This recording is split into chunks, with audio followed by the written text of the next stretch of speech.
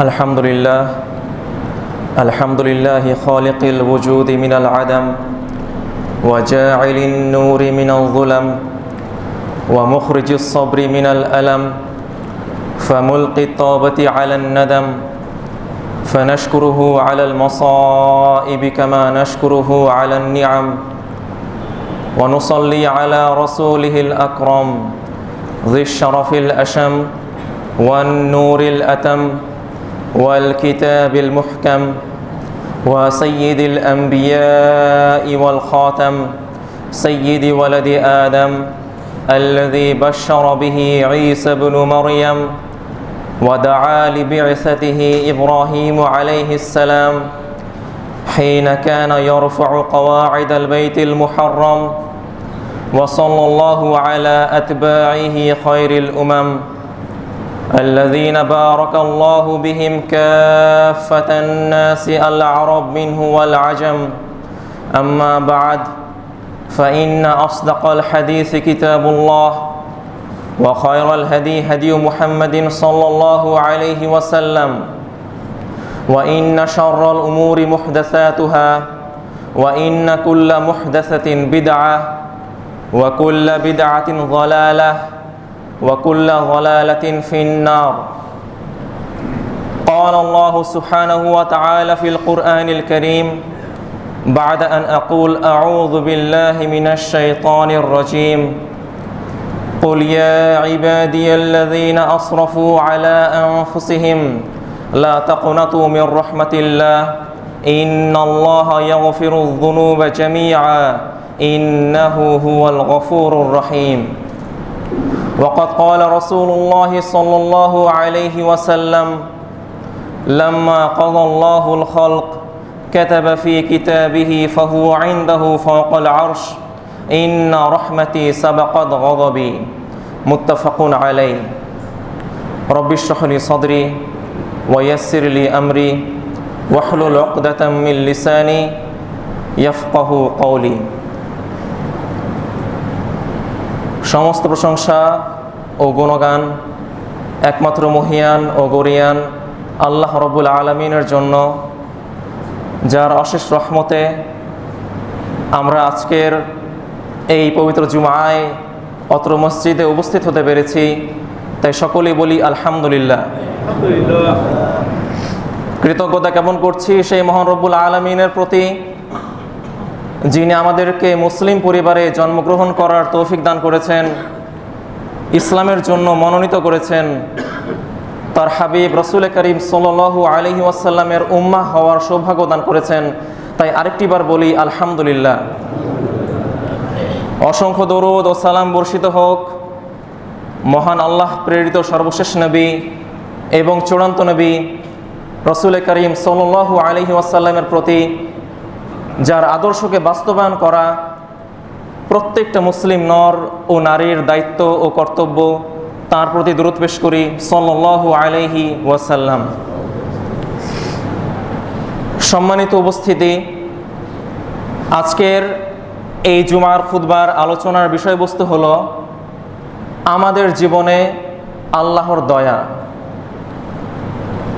আমরা খুবই সংক্ষেপে কোরআন ও হাদিসের আলোকে কিছু ঘটনাকে কেন্দ্র করে আজকের এই আলোচনাটি সমাপ্ত করার চেষ্টা করব ইনশাআল্লাহ তাআলা। ওয়ামা তৌফিকি ইল্লা বিল্লাহ। আমাদের এই যে জীবন, আমাদের রিজিক, আমাদের সুস্থতা, আমাদের পরিবার পরিজন, আমাদের সমাজ, আমাদের রাষ্ট্র, অর্থনীতি, এর প্রত্যেকটা বিষয় একটি মৌলিক বিষয়কে কেন্দ্র করে দাঁড়িয়ে আছে, যে বিষয়ের সাথে এই পুরো মহাবিশ্ব সম্পর্কিত। আমাদের জীবনের প্রত্যেকটা বিষয় শুধুমাত্র এবং শুধুমাত্র আল্লাহর দয়ার উপর টিকে আছে।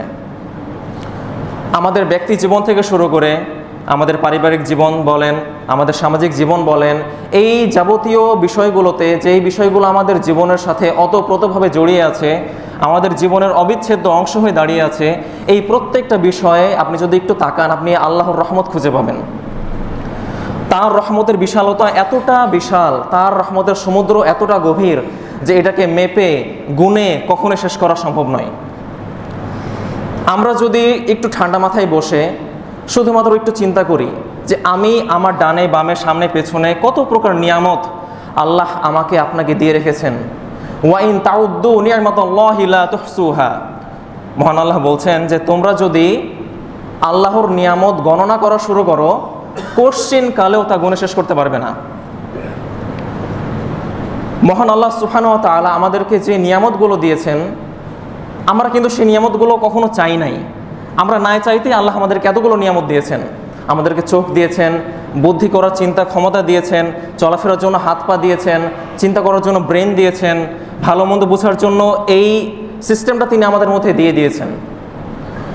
মহান আল্লাহ সুবহানাহু ওয়া তাআলা সূরাতুজ জুমারের মধ্যে বলছেন যে কুল ইয়া ইবাদিয়াল্লাযীনা আসরাফু আলা আনফুসিহিম লা তাকুনাতু মির রাহমাতিল্লাহ। মহান আল্লাহ সুবহানাহু ওয়া তাআলা বলছেন যে হে নবী, তিনি নবী করিম সাল্লাল্লাহু আলাইহি ওয়াসাল্লামকে সম্বোধন করছেন যে হে নবী, আপনি আমার বান্দাদেরকে বলে দিন যে হে আমার বান্দারা, তোমরা যারা নিজেদের নফসের উপরে জুলুম করেছো, তোমরা যারা নিজেদের আত্মার উপরে অত্যাচার করেছো, দীর্ঘকাল ব্যাপী সালাতের কোনো খোঁজ ছিল না, সিয়াম রাখো নাই, জাকাত দাও নাই, নিজের ধর্মকে শেখো নাই, ধর্মটাকে প্রচার করো নাই, নিজের ধর্মকে এগিয়ে নিয়ে যাওয়ার কোনো চেষ্টা তোমার ছিল না, তুমি হারাম খেয়েছো, তুমি পাপ করেছো, অন্যায় করেছো, তুমি নিজের নফসের উপর তুমি জুলুম করেছো। হে আমার বান্দা, তুমি মনে রেখো, তুমি নিজের নফসের উপর জুলুম করেছো ঠিক, কিন্তু একটা বিষয় মনে রেখো, লা তাকুনাতু মির রাহমাতিল্লাহ, তুমি কখনোই একটা বারের জন্য হলেও, একটা মুহূর্তের জন্য হলেও আল্লাহর রহমত থেকে নিরাশ হয়ে যেও না। তিনি কাকে বলছেন এই কথা? যে বান্দাটা না তার নফসের উপর জুলুম করেছে।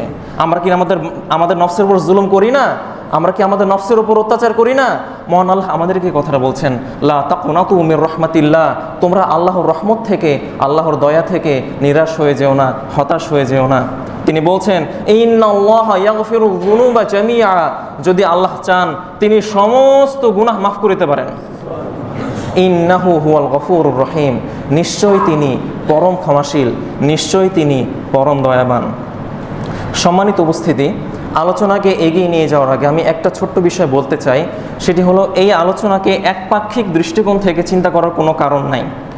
এই আলোচনাকে একপাক্ষিক বা এক সাইড থেকে চিন্তা করার কোনো কারণ নাই, কোনো সুযোগ নাই। মহান আল্লাহ সুবহানাহু ওয়া তাআলা যেমন এক পাশে একদিকে পরম ক্ষমাশীল, পরম দয়াবান, পরম দয়ালু, ঠিক একই সাথে মহান আল্লাহ সুবহানাহু ওয়া তাআলা শাদীদুল ইকাব, কঠিন শাস্তিদাতাও বটে। এই দুইটা বিষয়কে সামনে রেখে আমাদেরকে যেমন একদিকে আল্লাহর রহমতের প্রত্যাশা করতে হবে, আল্লাহর রহমতের কামনা করতে হবে, ঠিক একই সাথে আমাদেরকে আল্লাহর গজবকে ভয়ও করতে হবে। এই দুইটা বিষয়কে সামঞ্জস্য রেখে যে ব্যক্তি চলবে সেই হচ্ছে মুমিন।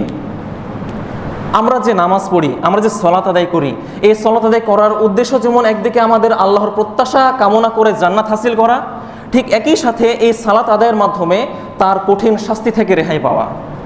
একই সাথে আমাদের উদ্দেশ্য হলো দুইটা, একদিকে যেমন তার রহমত কামনা করা, আর একদিকে তার আযাব থেকে রেহাই চাওয়া, মুক্তি চাওয়া। সম্মানিত উপস্থিতি, তাহলে মহান আল্লাহ সুবহানাহু ওয়া তাআলা আমাদেরকে হতাশ হতে বারণ করছেন, নিরাশা হতে বারণ করছেন।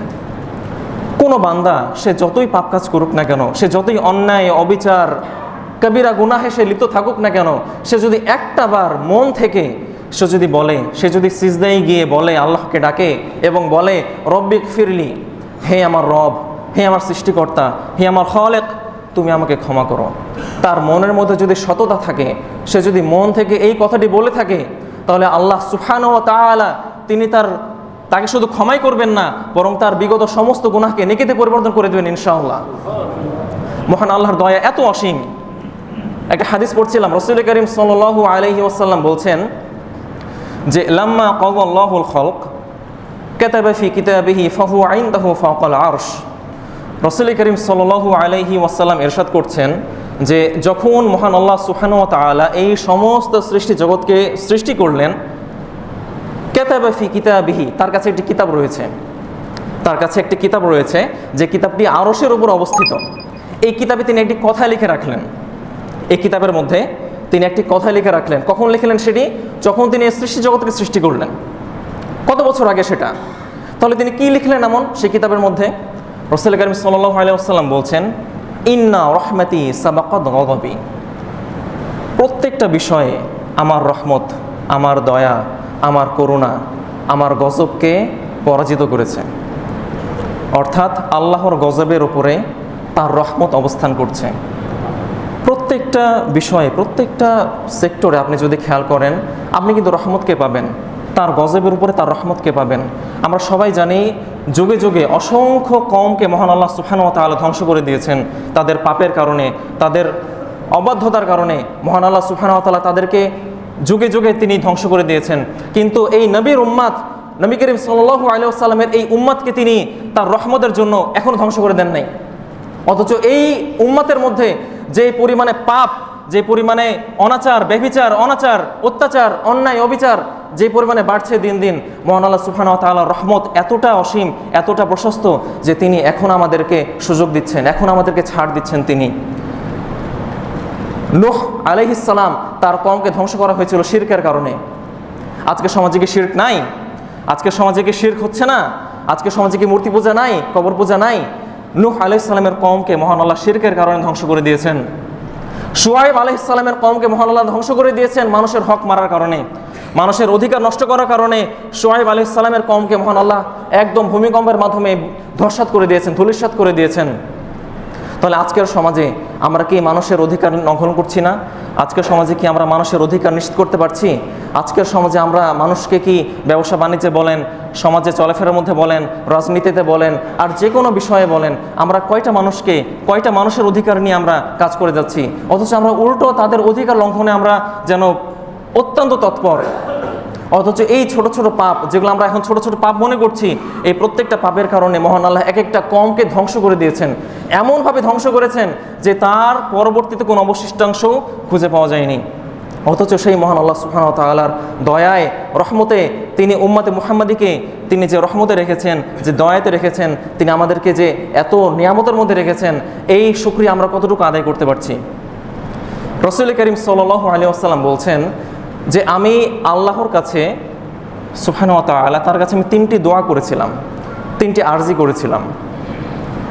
তিনি বলছেন যে আমি মহান আল্লাহর কাছে চাইলাম যে হে আল্লাহ, তুমি আমার উম্মতকে বন্যায় জলোচ্ছ্বাসে ডুবিয়ে মেরে ফেলে দিও না, মহাপ্লাবনে ধ্বংস করে দিও না আমার উম্মতকে। এই দোয়া করেছেন নবী করিম সাল্লাল্লাহু আলাইহি ওয়াসাল্লাম। তিনি বলছেন যে আমার এই দোয়া মহান আল্লাহ কবুল করেছেন। তিনি বলছেন যে আমি মহান আল্লাহর কাছে আরেকটু দোয়া করেছিলাম, হে আল্লাহ, তুমি আমার উম্মতকে অনাহারে না খেয়ে মেরে ফেলো না, অনাহারে রেখে আমার উম্মতকে তুমি ধ্বংস করে দিও না। তিনি বলছেন যে মহান আল্লাহ সুবহানাহু ওয়া তাআলা আমার এই দোয়াটাও কবুল করেছেন। কিন্তু আরেকটু দোয়া ছিল যেটা রাসূল করিম সাল্লাল্লাহু আলাইহি ওয়াসাল্লাম করেছিলেন, কিন্তু মহান আল্লাহ সেটা কবুল করেননি। এর মধ্যে হিকমত আছে। তাহলে কী ছিল সেই দোয়া? তিনি বলেছিলেন যে হে আল্লাহ, তুমি আমার উম্মতের মধ্যে দ্বন্দ্ব কলহ রেখো না, ঝগড়া বিবাদ রেখো না, মতানৈক্য রেখো না, ইখতিলাফ রেখো না। অথচ এই ব্যাপারটা কিন্তু মহান আল্লাহ গ্রহণ করেন নাই। আমরা আজকে সমাজে, এটা কিন্তু আমাদের জন্য শিক্ষা। রাসূল করিম সাল্লাল্লাহু আলাইহি ওয়াসাল্লাম আমাদের জন্য দোয়া করেছেন, অথচ মহান আল্লাহ সেটা ফিরিয়ে দিলেন। কেন ফিরিয়ে দিলেন? এখানে কি রাসূলের কোনো কমতি ছিল? জি না, এখানে কমতি হচ্ছে আমাদের ফিতরতের মধ্যে কমতি আছে, আমাদের নিজেদের মধ্যে কমতি আছে। সম্মানিত উপস্থিতি, যেটা বলছিলাম যে আল্লাহর রহমত এতটা অসীম, এতটা প্রশস্ত যে আমাদের যে সীমাবদ্ধতা, এই সীমাবদ্ধতাকে ছাড়িয়ে তার রহমত আমাদেরকে বেষ্টন করে রেখেছে। জীবনের কোনো পর্যায়ে, জীবনের কোনো মোমেন্টে হতাশ হওয়ার কোনো কারণ নাই। আমাদের ব্যক্তি জীবন থেকে শুরু করে আমাদের আত্মিক যেই অবনতি আমরা দেখতে পাচ্ছি, আমাদের মানসিক বলেন, ব্যক্তিগত বলেন, যে অবনতি আমরা দেখতে পাচ্ছি আমাদের পরিবারে, আমাদের সমাজে যেই অবনতি আমরা দেখতে পাচ্ছি, এর পেছনে সবচাইতে বড় কারণ হচ্ছে আল্লাহর রহমত থেকে দূরে সরে আসা। আল্লাহর রহমত কীভাবে প্রত্যাশা করতে হয়, তার কাছে কীভাবে তার দয়া চাইতে হয়, এই চাওয়াটা না জানা। যখন আমরা আল্লাহর রহমত প্রত্যাশা করতে ব্যর্থ হই, তখন শয়তান তার ওয়াসওয়াসা নিয়ে হাজির হয়ে যায়। যখন একজন বান্দা আল্লাহকে ভুলে যায়, তখন শয়তান তাকে তার দাস বানিয়ে ফেলে। অথচ কোনো বান্দা যদি একটা বারও খালেস নিয়তে, ইখলাসের সাথে, একনিষ্ঠতার সাথে যদি আল্লাহকে একটা বারও ডাকে, তাহলে এই এক ডাকের উসিলায় মহান আল্লাহ তাকে ক্ষমা করে দিতে পারেন। ইনশাআল্লাহ। হাদিসে একটি ঘটনা পড়ছিলাম, দুইজন ব্যক্তির ঘটনা। একজন ব্যক্তি ছিল আবেদ, সে প্রচণ্ড আল্লাহর ইবাদত করত, সে আল্লাহর ইবাদত গুজার করত, জিকির আজকার করত, ইস্তেগফার করত। আরেকজন ব্যক্তি ছিল, সে অত্যন্ত পাপ কাজে লিপ্ত ছিল, সে অত্যন্ত পাপ কাজ করত, জঘন্য কাজ করত, অন্যায় করত, কাবিরা গুনাহে সে লিপ্ত ছিল। তো এই আবেদ ব্যক্তি ওই পাপী ব্যক্তিটাকে নসিহত করে বলতো যে তুমি এই পাপ কাজগুলো ছেড়ে দাও, তুমি এই পাপ কাজগুলো করো না, ধর্মের পথে আসো, ইসলামের পথে আসো। এভাবে সে তাকে নসিহত করত। একদিন এই আবেদ ব্যক্তি ওই পাপী ব্যক্তিকে খুবই নিকৃষ্ট একটি কাজ করতে দেখল। এতটা নিকৃষ্ট একটা কাজ যে তার মনে হলো যে এই কাজের চাইতে খারাপ কোনো কাজ হতে পারে না। তাই সে আবেদ ব্যক্তিটা মুখ ফসকে বলে ফেললো যে তোমাকে আল্লাহ এই গুনাহের কারণে কখনোই ক্ষমা করবেন না। মহান আল্লাহ মালাকুল মাউতকে পাঠালেন এই দুইজনের কাছে, তাদের দুইজনের রূহ কবজ করা হলো, তাদের দুইজনকে আল্লাহর সামনে উপস্থিত করা হলো। তখন মহান আল্লাহ সুবহানাহু ওয়া তাআলা এই আবেদ ব্যক্তিকে প্রশ্ন করলেন যে হে আমার বান্দা, তুমি কি আমার রহমতের ব্যাপারে এমন প্রশ্ন তুলেছিলে যে আমি আমার রহমতের দয়ায় কাউকে ক্ষমা করতে পারবো না? যাও, আমি তোমাকে জাহান্নামে পাঠিয়ে দিলাম, এবং যে ব্যক্তি আমার রহমত প্রত্যাশা করেছিল আমি তাকে জান্নাত দিয়ে দিলাম। এই হাদিসকে ভুলভাবে বোঝার কোনো সুযোগ নেই। মনে হতে পারে বাহ্যিক দৃষ্টিতে যে এত বড় আবেদ ব্যক্তি, এত বড় পরহেজগার ব্যক্তি, সে একটা কথা বলে ফেললো বলে কি সে জাহান্নামে চলে গেল? ব্যাপারটা কিন্তু এমন না। এখানেও শিক্ষা আছে আমাদের জন্য, আমাদেরকে বুঝতে হবে। এই আবেদ ব্যক্তিটা এই কথাটা মূলত মুখে বলেনি, সে অহংকার থেকে বলেছিল। সে মনে করেছিল যে আমি যেই পরিমাণে আমল করছি, এই আমল ও যদি না করে তাহলে ও জাহান্নামে চলে যাবে। মানে সে নিজের আমলের মাধ্যমে অন্যের আমলকে মেপে উঠছিল, মানে মাপছিল আর কি। এই আবেদ ব্যক্তিটার অবস্থা অনেকটা ইবলিসের মতো। কীভাবে? যখন মহান আল্লাহ সুবহানাহু ওয়া তাআলা ইবলিসকে আদম আলাইহিস সালামকে সিজদা করতে বললেন, তখন সে কি বলেছিল? যে খলাকতানি মিন নার ওয়া খলাকতাহু মিন তিন, আমি ইবলিস আগুনের তৈরি হয়ে কিভাবে মাটির তৈরি আদমকে আমি সিজদা করব? এটা কিন্তু তার শুধুমাত্র মৌখিক স্টেটমেন্ট ছিল না, সে কিন্তু এই কথাটা অহংকার থেকে বলেছিল। আবা ওয়াস্তাকবার, সে উদ্ধত হয়েছিল, অহংকার দেখিয়েছিল। এই যে মনের মধ্যে অহংকার এসেছিল ইবলিসের মধ্যে, এটা কিভাবে আসলো? তার আমলের কারণে। সে কিন্তু ফেরেশতাদের সর্দার ছিল, এক সময় সে কিন্তু ফেরেশতাদের সর্দার ছিল, অথচ তার মধ্যে অহংকার এমনভাবে চেপে বসলো যে সে ইবলিসের ফেরেশতাদের সর্দার থেকে হয়ে গেল কার সর্দার? শয়তানের সর্দার। তাহলে এই যে অহংকার, এই অহংকারটা কিন্তু আমাদের সমাজে আছে। আমি 5 ওয়াক্ত সালাত আদায় করি, আমি সিয়াম রাখি, আমি দান সদকা করি, আলহামদুলিল্লাহ। আমি মাদ্রাসা মসজিদে দান সদকা করি, আমি ইয়াতিমদের পোশাক আশাক তার খাওয়া দাওয়ার ব্যবস্থা করে দেই, আমি সমাজে অনেক, আমার পদমর্যাদা অনেক বড়। এই যে কখনো ভেবে বসবেন না, আমরা যেন একটা বারের জন্য এটা ভেবে না বসি যে আমি অনেক বড় কিছু হয়ে গেছি। আমি নামাজ পড়ি, আমি রোজা রাখি, আমি কত বড় পরহেজগার ব্যক্তি। মনে রাখবেন, আপনি কিন্তু অলরেডি পদভ্রষ্টতার পথে ঢুকে গেছেন। ঠিক এইভাবে ইবলিস ধ্বংস হয়েছিল। সে মনে করেছিল সে তো আগুনের তৈরি, সে তো অনেক বড় আবেদ, সে তো ফেরেশতাদের সর্দার, সে কিভাবে আদমকে সিজদা করতে পারে আলাইহিস সালাম। কার আমল কতটুকু কবুল হচ্ছে এটা কিন্তু আমরা কেউই জানি না। এটা কেউই গ্যারান্টি দিতে পারবেন না যে কার আমল কতটুকু আল্লাহ কবুল করছে। কখনো কাউকে দাড়ি টুপি দেখে অথবা তার সাধারণ বেশভূষা দেখে কখনো বলবেন না যে এই ব্যক্তিটার আমল কবুল হচ্ছে নাকি হচ্ছে না। মনের খবর আল্লাহ ছাড়া কেউই জানে না। তো এই আবেদ ব্যক্তির সমস্যাটা ছিল, সে নিজের আমলটাকে খুব ভারী মনে করছিল এবং সে বলে ফেললো যে আল্লাহ তোমাকে এই পাপের কারণে ক্ষমা করতে পারবে না, তার মানে আল্লাহর ক্ষমা চাইতে হলে আমার মতো তুমি আমল করো। এই একটা কথা মন থেকে বলার কারণে তার দুনিয়া এবং আখিরাত দুইটাই বরবাদ হয়ে গেল। তাহলে সম্মানিত উপস্থিতি, আমি যেটা বলছিলাম শুরুতে, যে এই বক্তব্যকে একপাক্ষিক দৃষ্টিকোণ থেকে চিন্তা করার কোনো সুযোগ নাই। মহান আল্লাহ যেমন একদিকে এই পাপী ব্যক্তিকে জান্নাত দিতে পারেন, ঠিক একই সাথে এই আবেদ ব্যক্তিকে জাহান্নামও দিতে পারেন। মহান আল্লাহর সিদ্ধান্ত অত্যন্ত সূক্ষ্ম, এটা আমরা কেউই বুঝতে পারবো না। আরেকটি ঘটনা বলি। বনু ইসরায়েলের একজন ব্যক্তি ছিল, সে তার জীবনে এত পাপ কাজ করেছে, এত অন্যায় করেছে যে সে মৃত্যুর সময় তার সন্তানদেরকে ডাকলো এবং ডেকে বলল যে আমি যখন মারা যাব তখন তোমরা আমার লাশটাকে কবর দিও না, কারণ যদি কবর দাও তাহলে আল্লাহ আমাকে ধরে ফেলবে, আর যদি আল্লাহ আমাকে একবার ধরে ফেলে তাহলে আমার খবর আছে। তাহলে কি করতে হবে?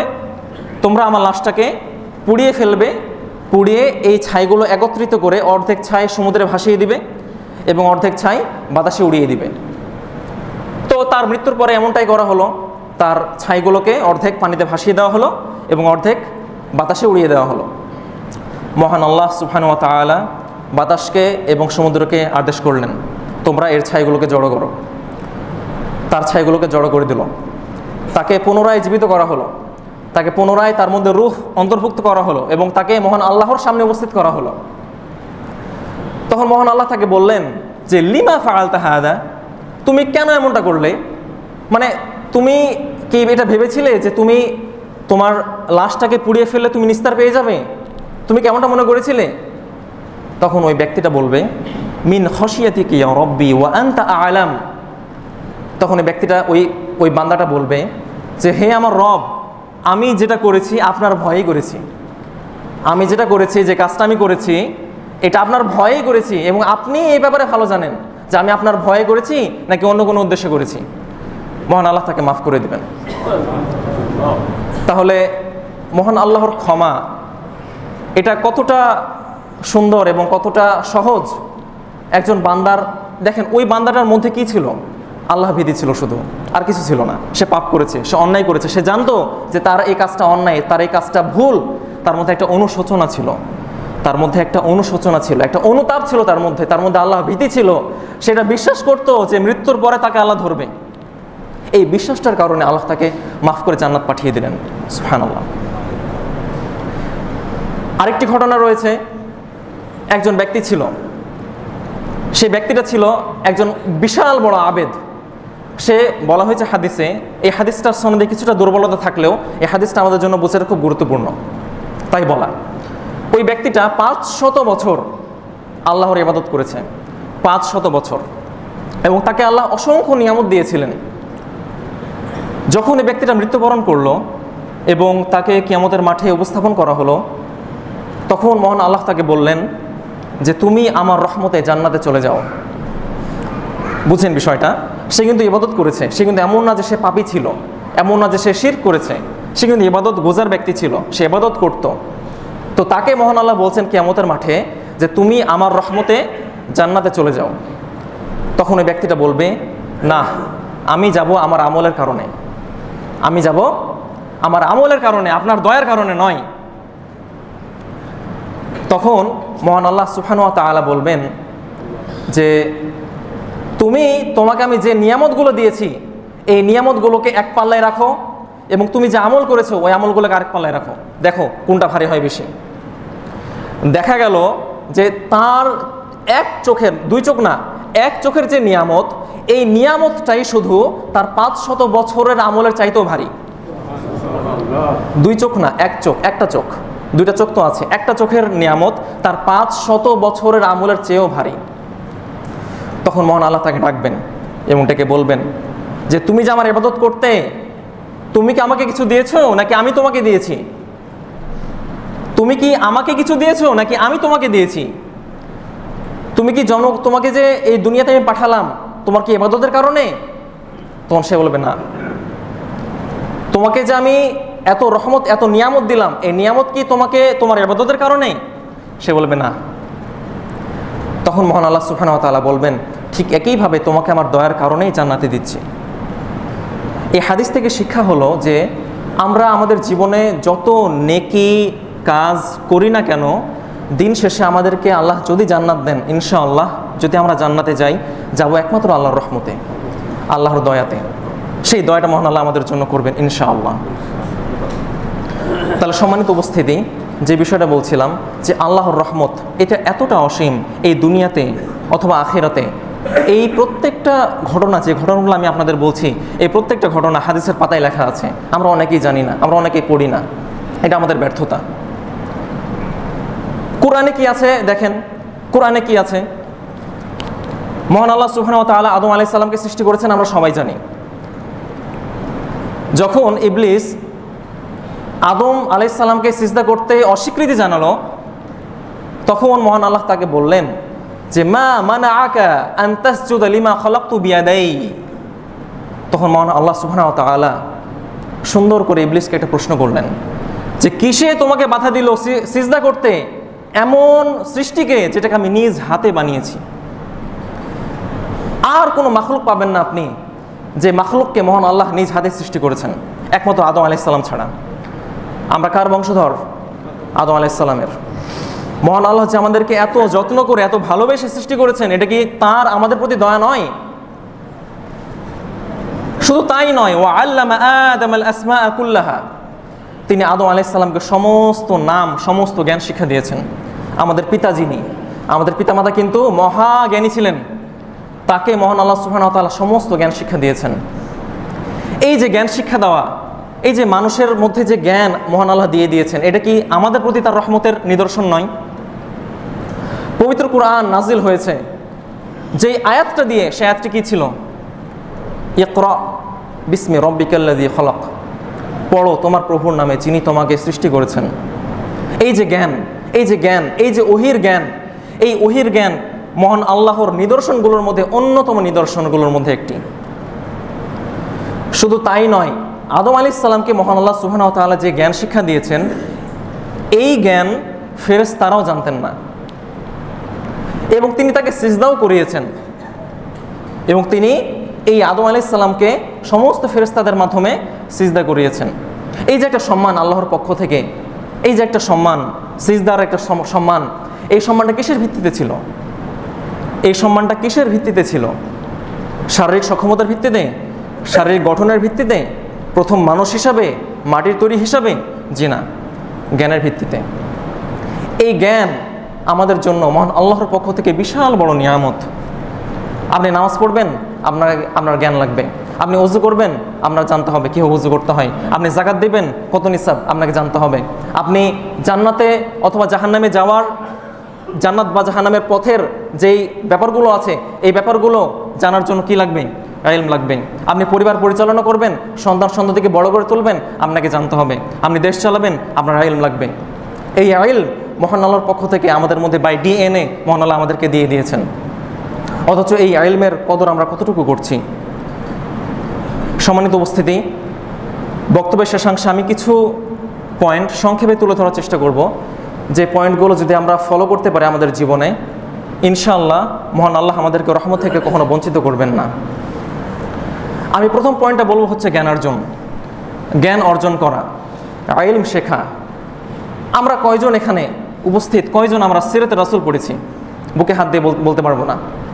আমরা কয়জন নবী সাল্লাল্লাহু আলাইহি ওয়াসাল্লাম, যিনি এই পৃথিবীর সর্বশ্রেষ্ঠ মানুষ, যিনি এই দুনিয়াতে মানব এবং জিন জাতির সর্দার, যিনি আখিরাতে আমাদের জন্য শাফাআতকারী হিসেবে আসবেন, এই মানুষটার জীবনী আমরা কয়জন জানি? ধর্ম শেখা, ধর্মকে নিয়ে গভীরভাবে চিন্তা করা, এটা আমাদের সমাজ থেকে উঠে গিয়েছে। এবং একটা হাদিসে বলাই আছে, জ্ঞানকে এক সময় উঠিয়ে দেওয়া হবে, এটা হচ্ছে কিয়ামতের লক্ষণ। আমাদের মধ্যে কিন্তু জ্ঞান চর্চা নাই, অথচ আমাদের সময়টাতে জ্ঞান চর্চা সবচাইতে সহজ। আপনি যদি ইউটিউবে যান, আপনি যদি শুধু সার্চ করেন লিখে নবী সাল্লাল্লাহু আলাইহি ওয়াসাল্লামের জীবনী, আপনি অনেকগুলো ভিডিও পাবেন। আপনি একটা শুনেন বসে থেকে, আপনি যদি ফেসবুক না চালিয়ে যদি কিছু ওয়াজগুলো শুনেন, যদি এই কথাগুলো শুনেন, যদি আল্লাহ রাসূলের জীবনী সম্পর্কে জানেন, এই যে জানা, এই যে জ্ঞান অর্জন করা, এই জ্ঞান যত বেশি অর্জন করবেন, তত বেশি আপনার মধ্যে ইলম, তত বেশি আপনার মধ্যে আমল, এগুলো প্রস্ফুটিত হবে। এবং এই ইলমের কারণে মহান আল্লাহ সুবহানাহু ওয়া তাআলা যেভাবে আদম আলাইহিস সালামকে সম্মানিত করেছেন, ঠিক একইভাবে আমাদেরকেও তিনি সম্মানিত করবেন, এই দুনিয়াতেও এবং কাল আখিরাতেও। সুতরাং জ্ঞান অর্জন, এটা হচ্ছে 1 নম্বর পয়েন্ট। 2 নম্বর পয়েন্ট হলো রাসূল করিম সাল্লাল্লাহু আলাইহি ওয়াসাল্লামের আদর্শকে লালন করা। এটা খুবই পুরাতন কথা, কিন্তু এটা হচ্ছে প্রত্যেক দিন আমাদের জন্য জানাটা এবং প্রয়োগ করাটা জরুরি। রাসূল সাল্লাল্লাহু আলাইহি ওয়াসাল্লাম কীভাবে চলাফেরা করতেন, তিনি দৈনন্দিন কী কী কাজ করতেন, তিনি মানুষের সাথে ক্রয় বিক্রয় বলেন, লেনদেনের ক্ষেত্রে বলেন, তিনি কীরকম উসুল তিনি ফলো করতেন। আমরা কয়জনই বা সুদের নিয়মগুলো জানি, আমরা কয়জনই বা ঘুষের নিয়মগুলো জানি। এই যে তিনি যে সুদ বা ঘুষ এই প্রথাগুলোকে তিনি যে বিলুপ্ত করে দিয়েছেন, এই ব্যাপারগুলো কিন্তু আমরা কেউই জানি না, আমরা কেউ চিন্তা করার প্রয়োজন বোধ মনে করি না।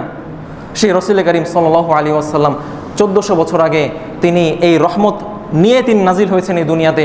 সেই নবী করিম সাল্লাল্লাহু আলাইহি ওয়াসাল্লামের আদর্শকে অবশ্যই আমাদের মধ্যে লালন করতে হবে, নতুবা আমরা আল্লাহর রহমত থেকে হয়তোবা বঞ্চিত হয়ে যেতে পারি। সম্মানিত উপস্থিতি, তৃতীয় যে পয়েন্ট আমি বলবো, এটাও আমাদের জন্য খুবই খুবই গুরুত্বপূর্ণ। সেটি হলো আত্মীয়তার সম্পর্ক রক্ষা করা।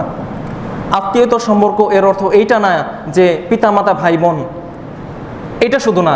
আত্মীয়তার সম্পর্ক হলো আপনার পাশে যে মানুষটা আপনার সাথে দৈনন্দিন 5 ওয়াক্ত সালাত আদায় করে, সেও আপনার আত্মীয়, সেও আপনার আত্মীয়, বরং সে আপনার পরিবারের চাইতে বেশি আপন, কারণ সে আপনার সাথে একই মসজিদে সালাত আদায় করে।